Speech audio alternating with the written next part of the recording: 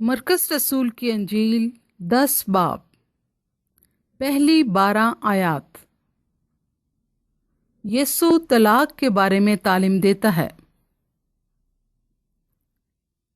پھر وہ وہاں سے اٹھ کر یہودیہ کی سرحدوں میں اور یردن کے پار آیا، اور بھیڑ اس کے پاس پھر جمع ہو گئی، اور وہ اپنے دستور کے موافق پھر ان کو تعلیم دینے لگا۔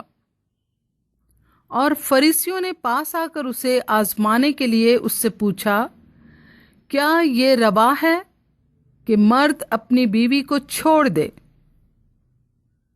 اس نے ان سے جواب میں کہا کہ موسیٰ نے تم کو کیا حکم دیا ہے؟ انہوں نے کہا، موسیٰ نے تو اجازت دی ہے کہ طلاق نامہ لکھ کر چھوڑ دیں۔ مگر یسوع نے ان سے کہا کہ اس نے تمہاری سخت دلی کے سبب سے تمہارے لیے یہ حکم لکھا تھا، لیکن خلقت کے شروع سے اس نے انہیں مرد اور عورت بنایا۔ اس لیے مرد اپنے باپ سے اور ماں سے جدا ہو کر اپنی بیوی کے ساتھ رہے گا، اور وہ اور اس کی بیوی دونوں ایک جسم ہوں گے۔ پس وہ دو نہیں بلکہ ایک جسم ہیں۔ اس لیے جسے خدا نے جوڑا ہے اسے آدمی جدا نہ کرے۔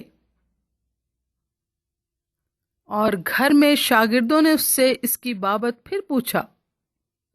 اس نے ان سے کہا، جو کوئی اپنی بیوی کو چھوڑ دے اور دوسری سے بیاہ کرے، وہ اس پہلی کے برخلاف زنا کرتا ہے، اور اگر عورت اپنے شوہر کو چھوڑ دے اور دوسرے سے بیاہ کرے تو زنا کرتی ہے۔